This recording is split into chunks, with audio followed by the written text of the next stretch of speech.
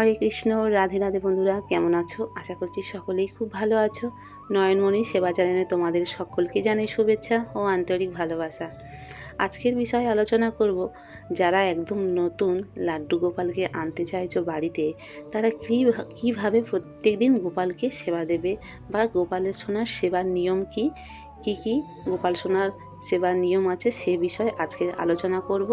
তো তোমরা প্রথম থেকে লাস্ট পর্যন্ত ভিডিওটি দেখতে থাকো, আশা করছি তোমাদের সকলেরই খুব ভালো লাগবে। আর হ্যাঁ বন্ধুরা, তোমরা যারা নতুন আমার চ্যানেলটিকে এখনও পর্যন্ত সাবস্ক্রাইব করে নাওনি, চ্যানেলটিকে এখনই সাবস্ক্রাইব করে নেবে, যাতে আমি নতুন ভিডিও পোস্ট করলে তোমাদের সকলের ফোনের সঙ্গে সঙ্গে নোটিফিকেশান পৌঁছে যাবে।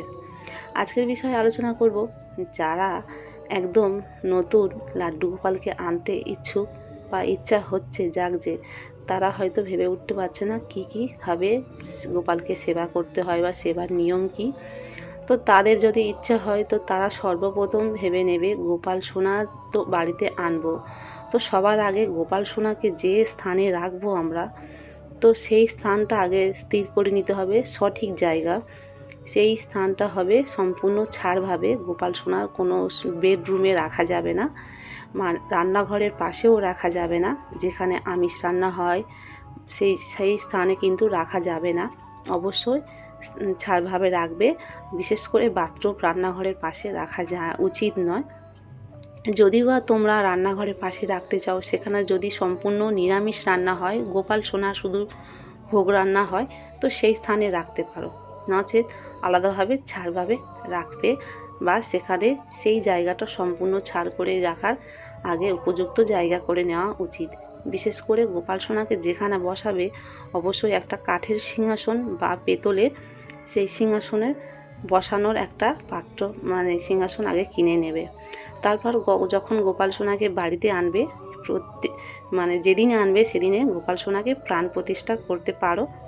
তো প্রাণ প্রতিষ্ঠা যদিও না করতে পারো, তো সেই দিনে গোপালকে একটু পঞ্চামৃতদের স্নান করিয়ে অভিষেক করিয়ে এনে একটু মাখন মিশ্রি এগুলো দিয়ে, গোপাল সোনা যেগুলো প্রিয় পছন্দ মিষ্টি ভোগ দিয়ে তোমরা পূজা অর্চনা বাড়িতেই করে নিতে পারো।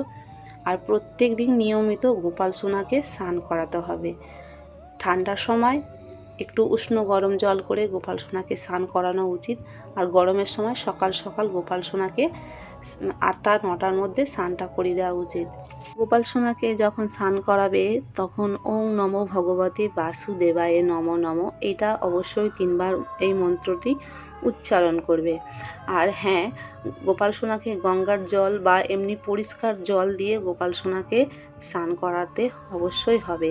গোপাল সোনার স্নানের পাত্র অবশ্যই আলাদা করে একটা এনে রাখবে। যদি ছোট্ট লাড্ডু গোপাল হয় একদম, তার জন্যে অনেক যেসব অ্যালুমিনিয়ামের পাত্র বা স্টিলের বা কাঁসার পাত্র পাওয়া যায়, সেটাতে তোমরা গোপাল সোনাকে স্নান করাবে। আর স্নানের জলে অবশ্যই অগরু, তুলসীপত্র এগুলো দিয়ে গোপাল সোনাকে স্নান করাবে, বা গোলাপ জল দিলে গোপাল সোনাকে গোপাল সোনার যে গায়ে থেকে একটা সুন্দর গন্ধ বেরোবে। গোপাল সোনার স্নান করানোর পরে তাকে সুন্দর করে শৃঙ্গার করাবে, কপালে চন্দনের ফোঁটা দেবে, সুন্দর করে তাকে সাজিয়ে তাকে আসনের মধ্যে বসাবে, আরতি করে ধূপ দীপ দিয়ে আরতি করবে। আর গোপাল সোনা যে স্থানে থাকে সেখানে সবসময় সুন্দর একটা যাতে না কোনো আশেপাশে কোনো কিছু দুর্গন্ধ জিনিস থাকে, সেই সব জিনিসগুলো সবসময় পরিষ্কার পরিচ্ছন্ন করে রাখতে হয়। আর হ্যাঁ বন্ধুরা, গোপাল সোনাকে কিন্তু বৃষামও দিতে হয়। অনেকেই আছে দুপুরবেলা সকালবেলা উঠিয়ে সেই সারাদিন বসিয়ে আবার হয়তো রাত্রে শয়নে দেয়। তো তোমরা কিন্তু গোপাল সোনাকে দুপুরবেলাও কিন্তু অবশ্যই করে বিশ্রাম নিতে দেবে। যদি না শয়ন দিতে পারো, সেখানে একটা আলাদা জায়গা করে রেখে দেবে পরিষ্কার করে, যেখানে গোপাল সোনা একটু রেস্ট নিতে পারে। তো এই রকমভাবে অবশ্যই করবে। আর গোপাল সোনাকে 3 টাইম অবশ্যই সেবা দেওয়ার চেষ্টা করবে, সকালে, দুপুরে আর রাত্রে। এমনি তো নিয়ম তো গোপাল সোনাকে 4 টাইম সেবা দেওয়ার, সকাল, দুপুর আর যে বিকালে হয় আর রাত্রে, এই 4 টাইম দেওয়ার নিয়ম। তো অনেকেই তো দুবার অতবার দেওয়ার সামর্থ্য নেই বা সময়ে হয়তো অভাব হতে পারে, তো সেক্ষেত্রে তোমরা 2 টাইম দিতে পারো, এতে কোনো অসুবিধা নেই। আর যদি মনে হয় যে গোপাল সোনাকে আমি 3 টাইম সেবা দেবো অথচ আমি পারছি না, তো শুকনো খাবার আমি তো সব সময় বলে রেখে দিই, শুকনো খাবার অবশ্যই গোপাল সোনার কাছে রেখে দিতে পারো, তাকে বলে সমস্ত কিছু। আর সম্পূর্ণ শৃঙ্গার হয়ে গেলে অবশ্যই গোপাল সোনাকে একটু করে মানে তাকে শৃঙ্গারটা কেমন হয়েছে একটু আয়না দর্পণ অবশ্যই করাবে। আর দুপুরবেলা তোমরা যখন সেবা দেবে, সেবা দেওয়ার পরে তো আমি বললাম একটু বিশ্রাম দেবে।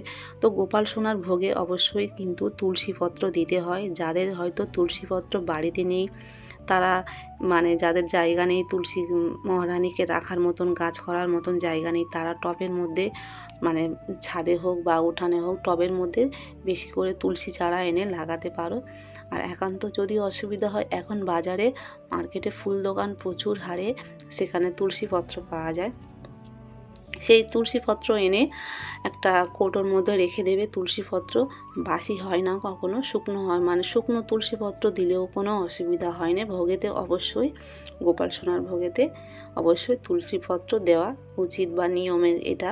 গোপাল সোনা তুলসীপত্র না হলে কিন্তু কখনোই কিছু গ্রহণ করে না। তো গোপাল সোনাকে যখন মানে বাইরে কোথাও যখন যাওয়ার ইচ্ছুক, তো তোমরা পারলে গোপাল সোনাকে সঙ্গে করে নিয়ে যেও। আর যদি একান্ত অসুবিধা হয়, গোপাল সোনাকে তোমরা পাশের বাড়ি কাউকে, পাড়ার প্রতিবেশী মানে যারা গোপালকে সেবা সঠিকভাবে করতে পারবে সেখানেই তোমরা রেখে দিও। গোপাল সোনাকে কিন্তু কখনোই অভুক্ত রেখে দেবে না, এতে মহা বিপদ হবে। গোপাল সোনাকে একটা যদি তোমরা প্রথম আনেও, গোপাল সোনাকে সর্বপ্রথম একটা নাম বা পরিচয় দেবে সবাইকে, যেমন বাড়ির সদস্য হিসাবে ভাবো, গোপাল সোনাকেও কিন্তু সেই রকম ভাববে। আর গোপাল সোনার যেসব মানে মানে পছন্দ, যেহেতু গোপালকে আমরা ছোট্ট বালক হিসাবে মানে সেবা করে থাকি, তো সেই জন্য গোপাল সোনার কাছে নিত্য নতুন খেলা, অনেক রকমের খেলনা পাওয়া যায়, সেগুলো তোমরা গোপালের কাছে রেখে দিতে পারো। এতে গোপাল সোনা প্রচণ্ড খুশি হবে।